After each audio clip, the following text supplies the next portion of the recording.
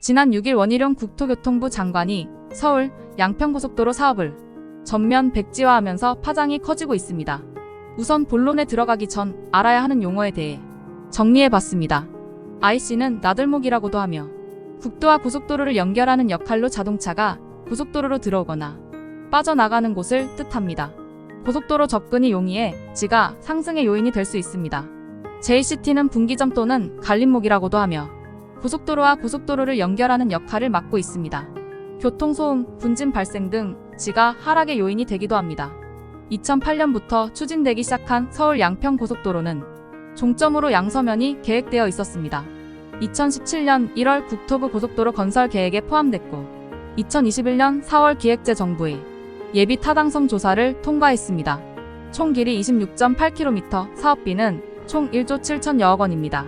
서울과 양평의 접근성을 높이고 상습 정체 구간인 관광지 두물머리 일대 6번 국도의 교통량을 분산시키는 것이 주 목적입니다. 그런데 지난 5월 발표된 개정안에서 종점이 양서면이 아닌 강상면으로 바뀌면서 각종 쟁점이 나오기 시작했습니다. 우선 김여사 특혜 논란인데요. 강상면 반경 약 5km 안에 김여사 일가가 11,917평에 달하는 토지를 보유한 것으로 확인됐습니다.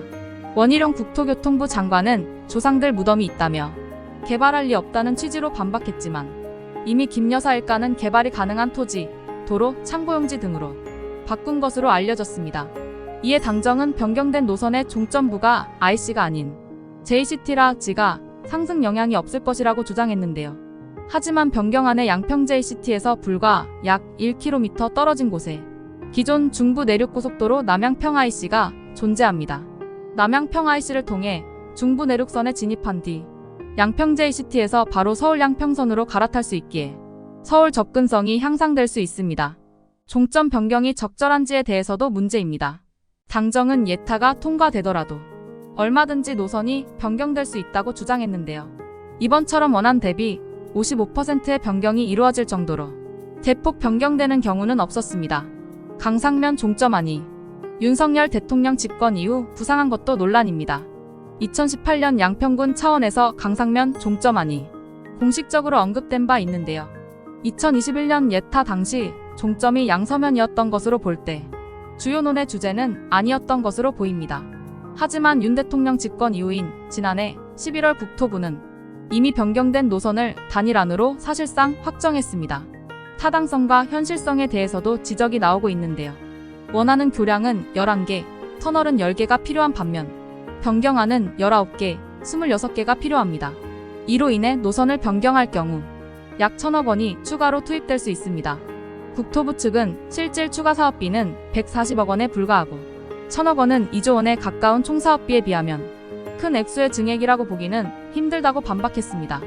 또 교통량의 경우 1일 기준으로 원안은 15,834대, 대안은 22,357대로 교통량 분산 효과가 크다고 덧붙였는데요.